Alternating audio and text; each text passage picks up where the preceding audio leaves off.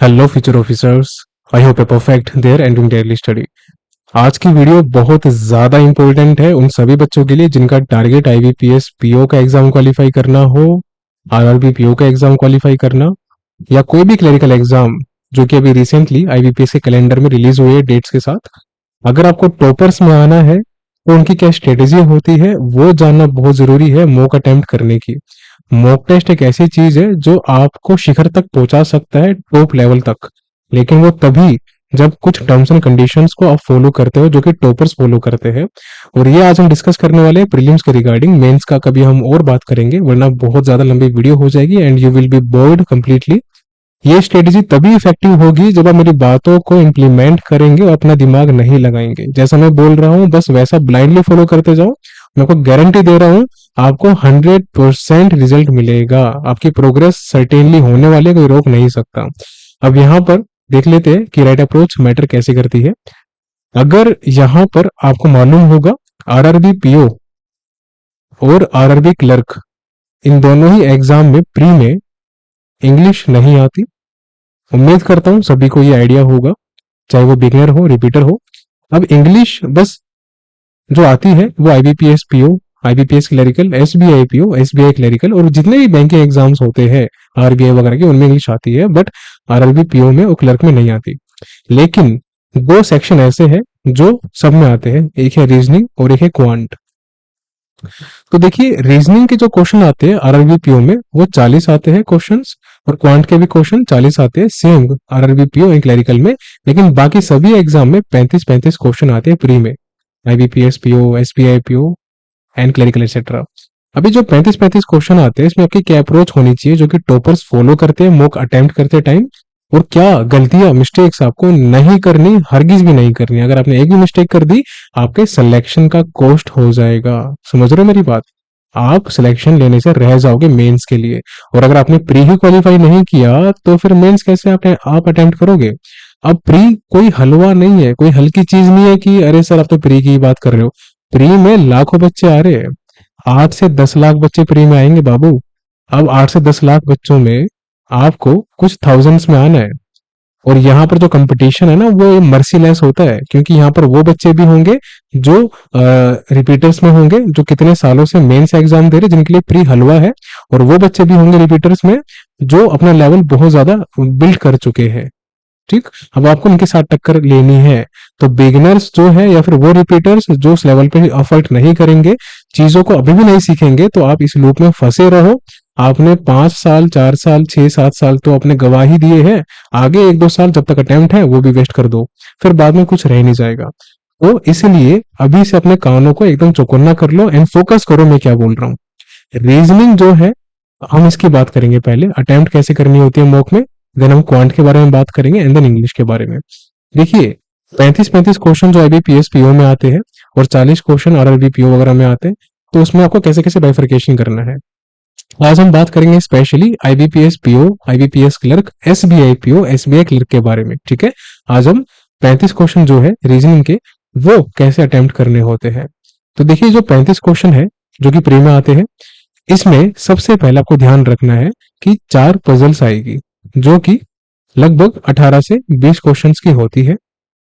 Then यहाँ पर miscellaneous questions आते हैं, बाकी सारे के सारे जितने भी हो, जिसमें क्या क्या आता है, जिसमें ब्लड रिलेशन आता है, बीआर खून का रिश्ता, डायरेक्शन टेस्ट आता है, दिशा निर्देश। उसके अलावा यहाँ पर सिलोक्स वगैरह के क्वेश्चंस आते हैं, सिलोजिज्म जिसको बोलते हैं हम।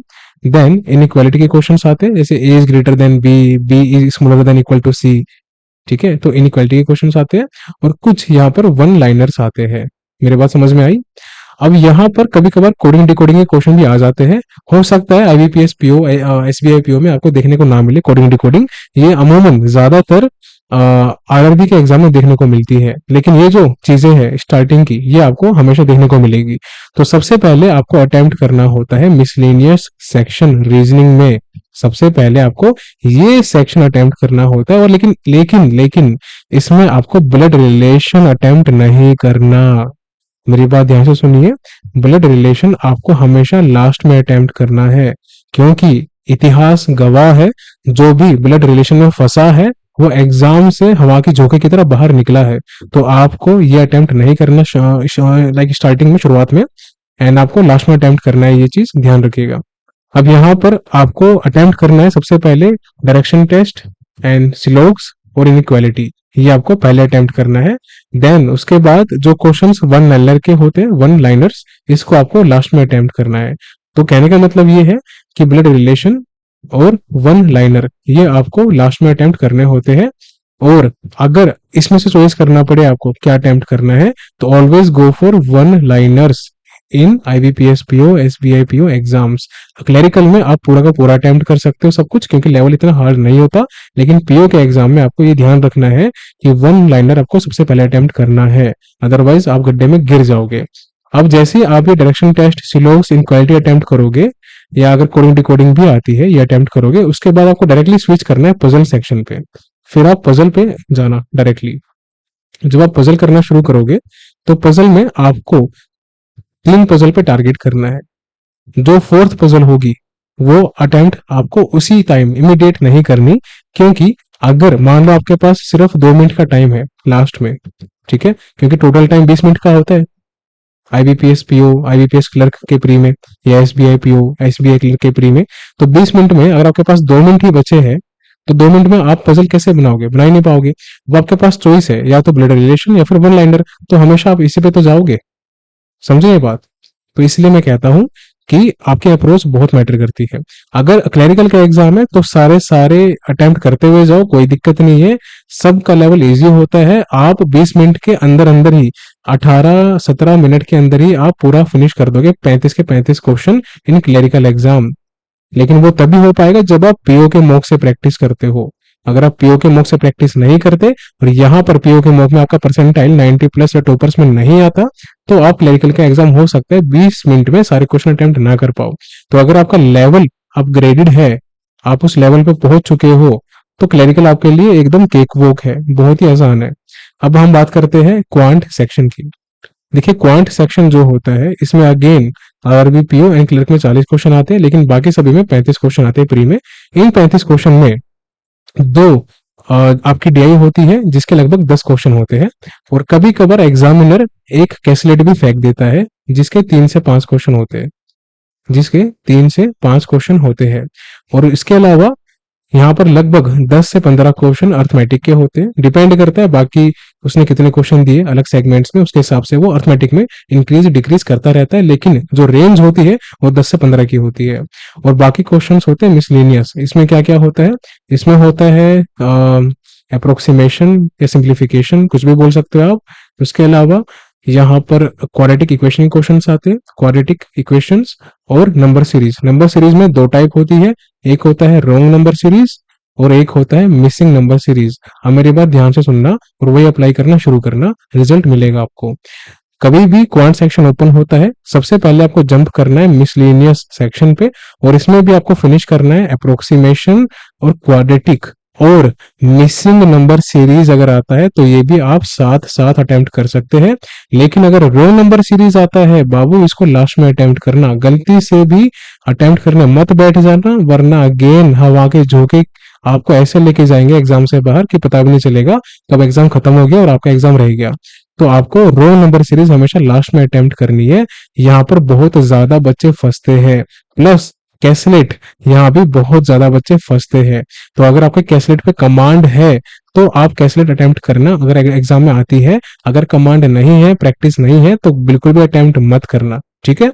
और रोल नंबर सीरीज अगेन आती बच्चों को है, हो सकता है 5 क्वेश्चन एग्जामिनर दे दे, उसमें से आपके 2 से 3 क्वेश्चन बन जाए, बन भी जाएंगे, कोई दिक्कत नहीं आएगी अगर आपने प्रैक्टिस कर रखी है अच्छे से तो।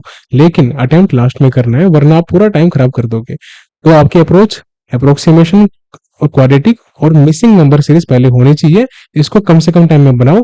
फिर आपको जंप करना है डीआई पार्ट पे। ये जो 2 डीआई आएगी इनको फिनिश करो। अब आपके लगभग यहाँ पर 20 क्वेश्चंस के आसपास अटेम्प्ट हो जाएंगे। अब ये 20 क्वेश्चन जो आपके अटेम्प्ट होने चाहिए, ये आपके विद इन लगभग देखा जाए तो 13 से 15 मिनट मैक्सिमम में आपके अटेम्प्ट होने चाहिए IBPS PO और SBI PO के लेवल के एग्जाम में, जो कि प्री में क्लरिकल में आपके ये 20 क्वेश्चन लगभग 10 से 12 मिनट में अटेम्प्ट हो जाने चाहिए, क्योंकि लेवल काफी इजी आता है। प्रैक्टिस करोगे तो इससे कम में भी जा सकते हो, 100% पॉसिबल है, कोई कुछ भी कहे मैटर नहीं करता। तो ये आप ध्यान रखना कि 15 मिनट मैक्सिमम आपको 20 क्वेश्चन को देने हैं। उसके बाद आपके पास 4 से 5 मिनट होने चाहिए अब आपके पास, उसमें अब आपको चूज करना है कि क्या आपको अर्थमेटिक अटेम्प्ट करना है 2 3 4 5 क्वेश्चन, या आपको कैसेट अटेम्प्ट करना है। अगर अप्रोक्सीमेशन और क्वाड्रेटिक आती है और रो नंबर सीरीज आती है, अगर ये तीनों आते हैं तो अप्रोक्सीमेशन और क्वाड्रेटिक आपकी 5 मिनट के अंदर अटेम्प्ट हो जानी चाहिए 10 क्वेश्चन। कभी कभार एग्जाम में ये होता है प्री में कि तीनों नहीं आते, तीनों में से कोई दो आते। सपोज आपकी शिफ्ट में अप्रोक्सीमेशन और रो नंबर सीरीज आ गया, किसी दूसरी शिफ्ट में क्वाड्रेटिक और मिसिंग नंबर सीरीज आ गया, तो ऐसे ऐसे करके अलग अलग शिफ्ट वाइज वो पैटर्न चेंज होते रहते हैं। बट उससे आपको पैनिक नहीं होना, आपके सामने जो सेक्शन ओपन होता है, डिस्प्ले होता है, आपको उस पर फोकस करना है। तो ये था क्वांट की अप्रोच कि कैसे आपको अटेम्प्ट करना है।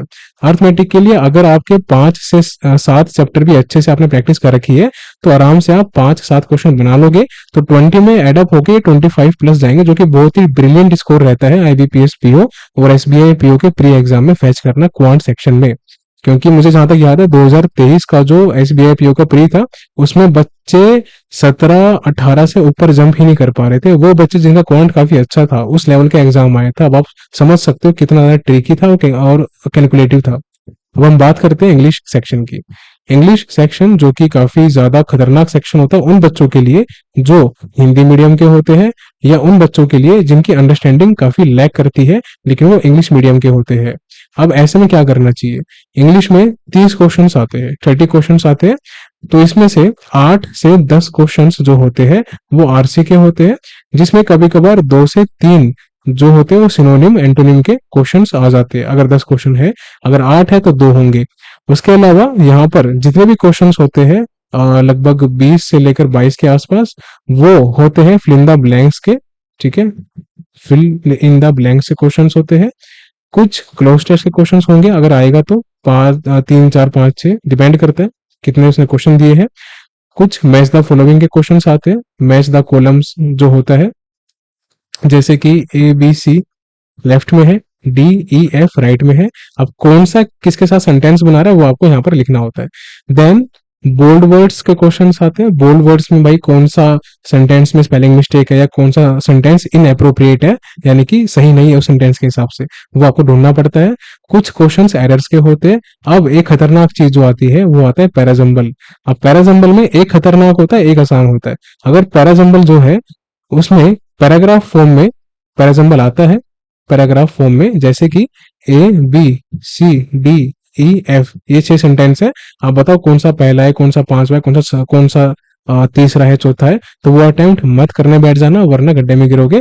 एक या दो सेंटेंस स्टार्टिंग के अगर ढूंढ पा रहे हो वो अटेम्प्ट करो, आगे भाग जाओ। अगर ये पैराजम्बल वन सेंटेंस वाला आ रहा है, जैसे कि मान लेते एक सेंटेंस है ये यहाँ पर, उसमें पार्टीशन दे रखा है उसने ए बी सी डी करके।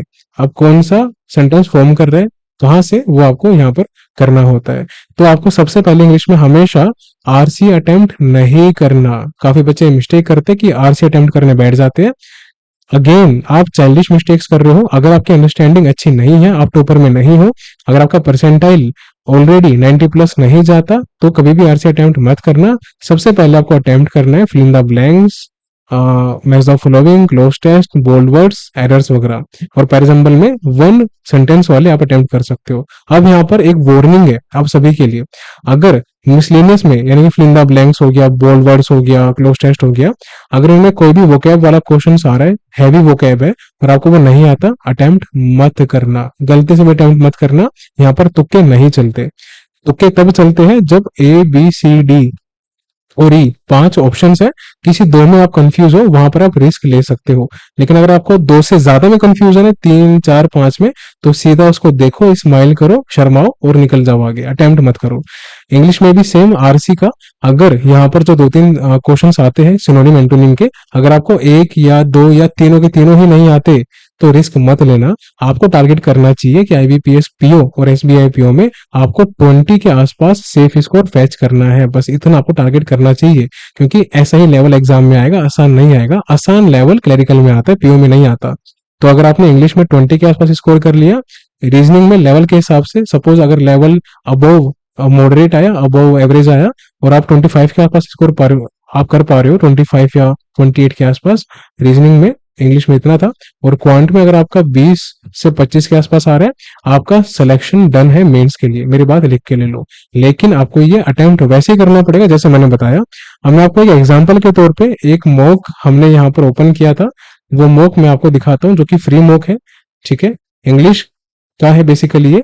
And I will tell you कि कैसे आपको इंग्लिश का मॉक अटेम्प्ट करना होता है। रीजनिंग क्वांट तो आप सीख ही चुके होंगे, बट फिर भी एक आपको एग्जाम्पल दे देता हूं मैं। देखिए, अब ये क्वेश्चन नंबर 1 है इंग्लिश का। ये बोल्ड वर्ड्स वाले सेंटेंस है जिसमें आपको रॉन्गली स्पेल्ड ढूंढने पड़ते हैं कि कौन सा स्पेलिंग मिस्टेक है, कौन सा इनअप्रोप्रिएट है सेंटेंस के हिसाब से, वो देख लो, ठीक है। उसके अलावा ये आप अटेम्प्ट कर सकते हो, ये अटेम्प्ट कर सकते हो, ये भी अटेम्प्ट कर सकते हो। देखो यहाँ पर एग्जाम्पल है जो कि एक सेंटेंस में दे रखा है, अटेम्प्ट कर सकते हो ये। अब ये जो वर्ड है डिस्क्रेट, ये सिनोनिम एंटोनिम वाले होते हैं। अगर आपको नहीं आता, इस वर्ड का मीनिंग नहीं पता कि कैसे सेंटेंस में यूज करना होता है, इसका मीनिंग क्या है, रिस्क मत लेना, छोड़ देना। ये वाइंड है, वाइंड सबको पता होता है, लेकिन इसका यूज कैसे करना सेंटेंस में, इसका यूज कैसे हो रहा है, सही है या फिर गलत है, अगर आता है तो करना, नहीं आता तो मत करना। अब ये क्वेश्चन एरर का है, कर सकते हो, ये भी कर सकते हो, एरर का है, एरर का है, एरर का है, कर सकते हो। ये question fill in the blank है, और जो वर्ड्स है वो नॉर्मल है, अटेम्प्ट कर सकते हो। ये भी नॉर्मल है, fill in the blanks, fill in the blanks कर सकते हो, अटेम्प्ट कर सकते हो, अटेम्प्ट। ये शुरू हो गया आरसी।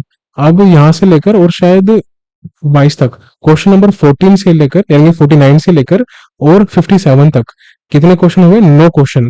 तो 9 क्वेश्चन आरसी के आए, जिसमें से एक ये क्वेश्चन, एक ये, 2 क्वेश्चन वर्ड वाले हैं, सिनोनिम एंटोनिम वाले होंगे, बाकी 7 क्वेश्चन करने वाले हैं। अगर 2 क्वेश्चन में आपको इसका मीनिंग नहीं पता, स्किप कर सकते हो, अगर मीनिंग पता है अटेम्प्ट कर सकते हो। देन ये क्वेश्चन पैराजम्बल वाला आ गया, पैराग्राफ वाला। अब देखो इसमें पूछ रहा है कि फर्स्ट सेंटेंस कौन सा है, देन सेकंड कौन सा है, देन थर्ड कौन सा, ये पूछ रहा है। इसमें रिस्क मत लेना, अगर फर्स्ट और सेकंड सेंटेंस निकाल पाओ, अगर आपकी इंग्लिश एवरेज है तो फर्स्ट सेकंड सेंटेंस निकाल के भाग जाना आगे।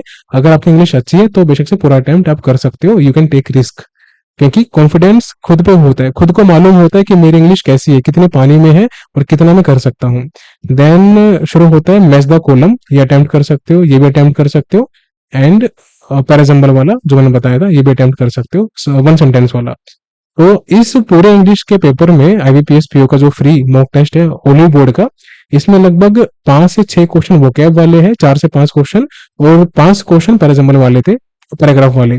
तो लगभग देखा जाए तो 8 से 10 क्वेश्चन 30 में से करने वाले नहीं थे, अगर मेरी इंग्लिश एवरेज है तो मैं क्या करूंगा, मैं अपना फोकस करूंगा 18 से 20 क्वेश्चन पे, जो मुझे लगेगा कि मैंने सही अटेम्प्ट किए हैं। तो इस मॉक में जो बच्चा जिसकी इंग्लिश एवरेज है, तो वो आराम से 17 से लेकर 20 के बीच में नंबर ला सकता है।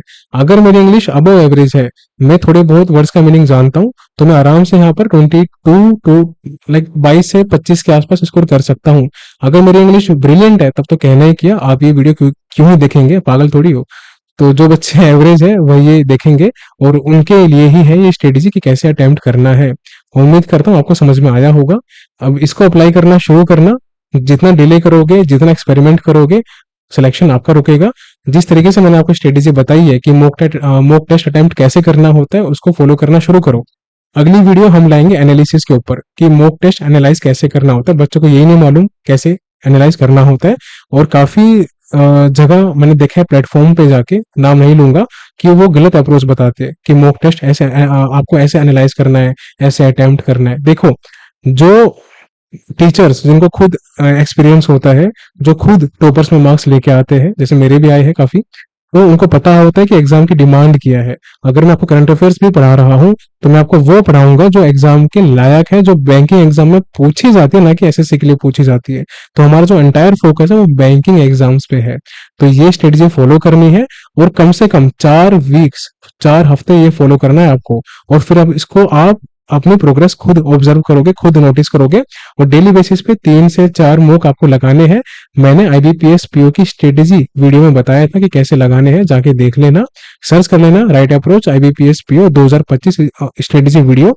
और साथ ही साथ एक इंग्लिश मैनिएक नाम से वीडियो है, इंग्लिश मैनिएक, MANIAC, इसको जरूर देखना, पार्ट 1 है ये देखने के बाद आप इसको अप्लाई करना शुरू करो। आपकी इंग्लिश कैसी भी हो, चाहे 0 लेवल पे हो, इंप्रूव होना शुरू हो जाएगी, लेकिन मेरी बातों को इम्प्लीमेंट करना पड़ेगा।